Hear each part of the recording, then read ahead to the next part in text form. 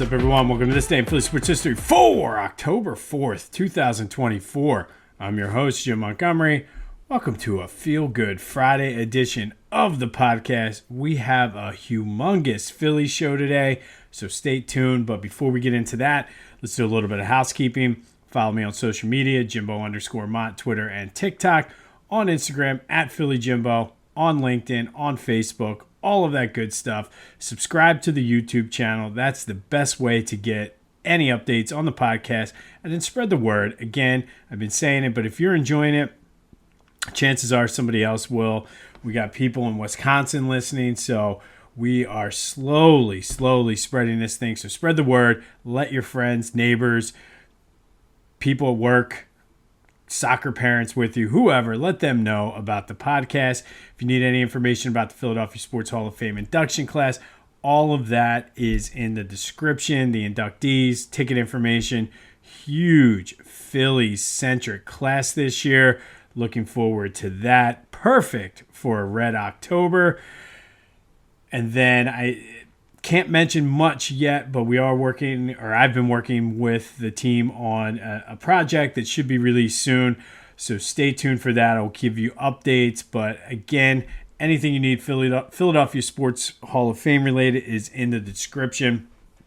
Chase and Ryan are going in this year, so looking forward to that. Maybe that'll bring some of that Red October magic to this current Phillies team. All right, we'll save the Phillies to the end. But let's go into some Eagles news. And I've been talking about new Philly. I was reminded we need to have that new attitude. So kind of looking at the first four games, I wanted to look at something positive that not really many people are talking about. And Quinyon Mitchell has been as advertised. He's been solid as a rookie, doing whatever the team needs him to do. I don't know if you saw the video clips of the game against Tampa. He actually was talking trash to Mike Evans, which I love. Anything that's going to give him confidence and help the team. And Mike Evans had a good game, but when he was lined up against Quinyon Mitchell, he only had 2 catches for 19 yards. So I love it as we're here on a bye week.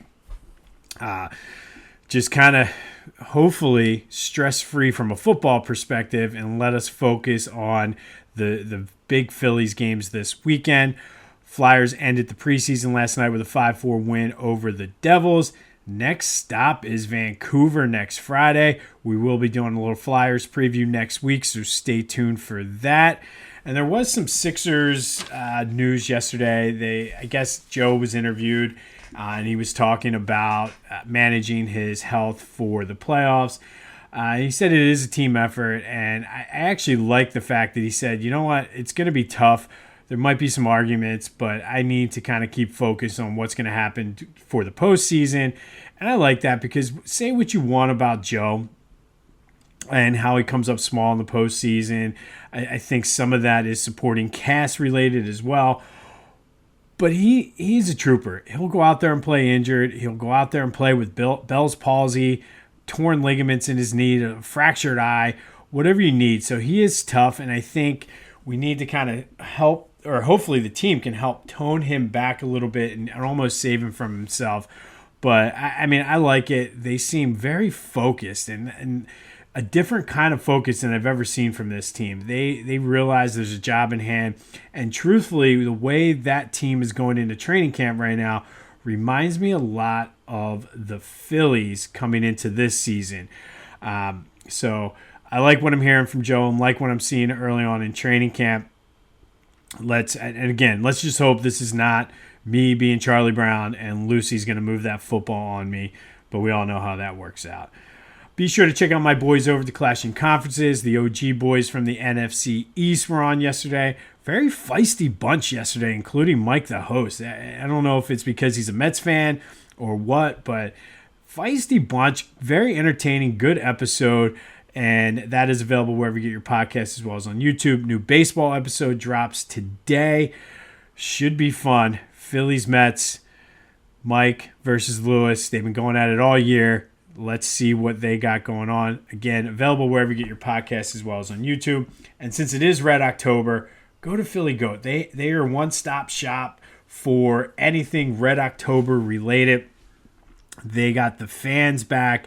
My favorite shoes. I will be wearing them throughout the rest of Red October. I've been wearing the Schmitties, but I think it's time to officially just go all out for Red October and wear the fans. So go to their site to check that out. And then they have shirts, anything you can imagine, whether it's the election one that I have with the Democrat, the Donkey, the Fanatic, Kruk and T Mac for 2024, Believe, Holy Schmidt, you name it, they got it. So don't take my word for it. Go to Philly Goat, check out their Red October selection, and be sure to use that promo code Jim Montgomery to take 10% off your order. That's phillygoat.com, promo code Jim Montgomery to take 10% off your order, and get ready for Red October. All right, so Phillies Mets.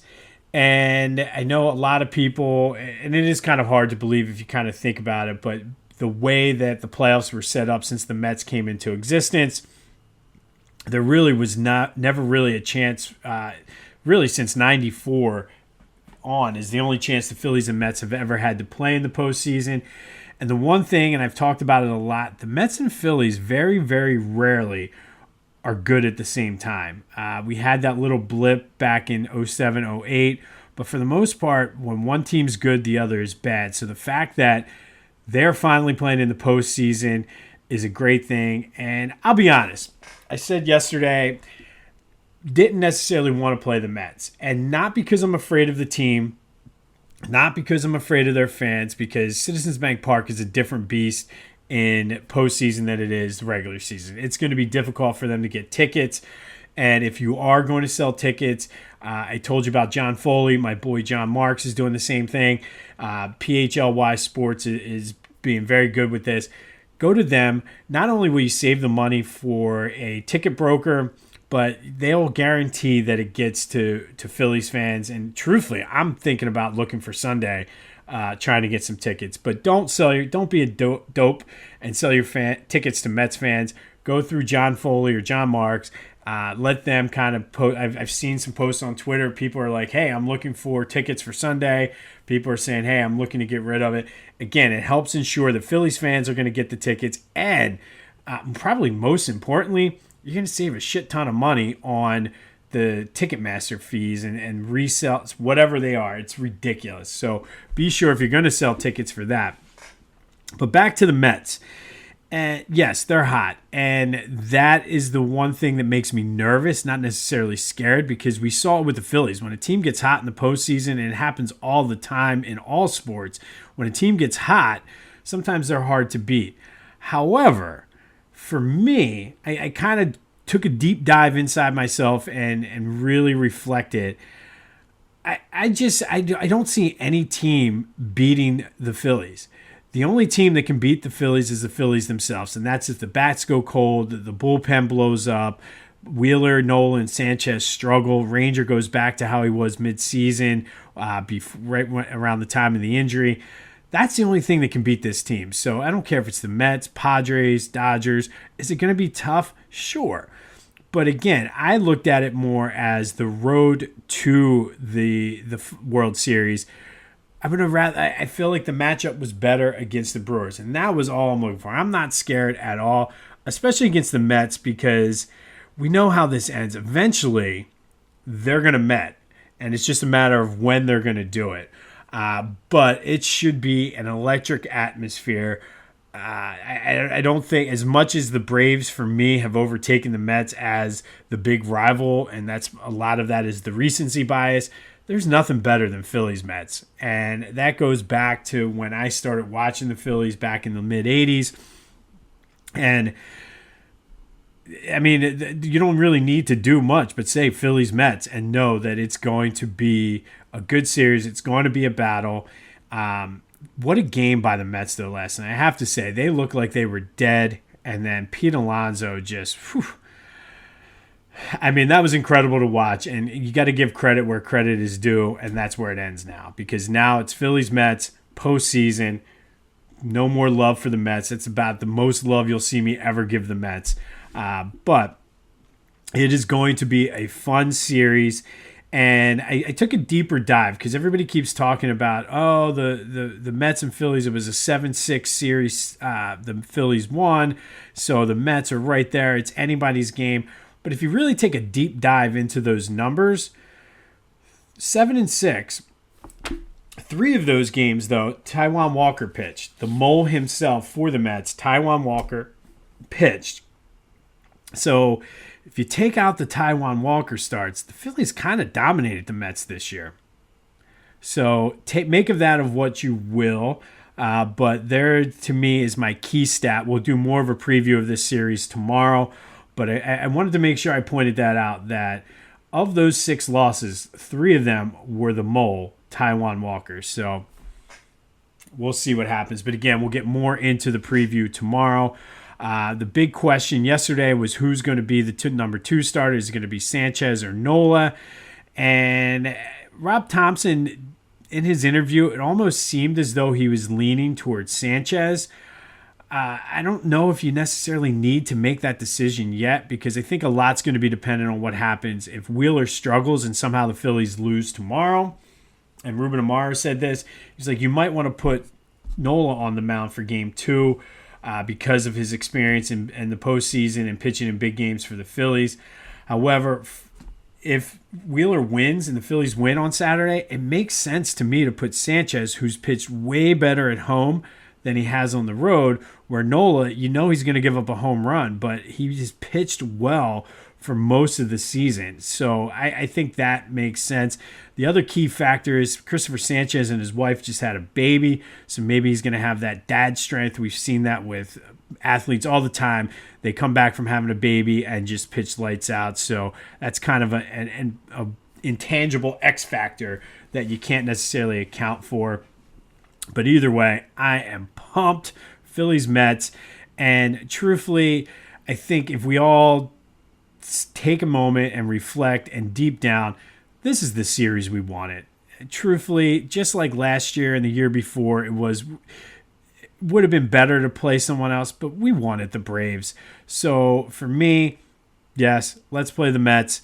Bring it on, and let's have some fun this weekend. I also wanted to mention the John Middleton. He was on 94 WIP, the morning show. They announced that the Phillies broadcast would continue to be on WIP. And you got to love this dude, man. He wants to win the World Series just as bad as the players, just as bad as we want it. And I feel like other owners in this city could take a page out of his book.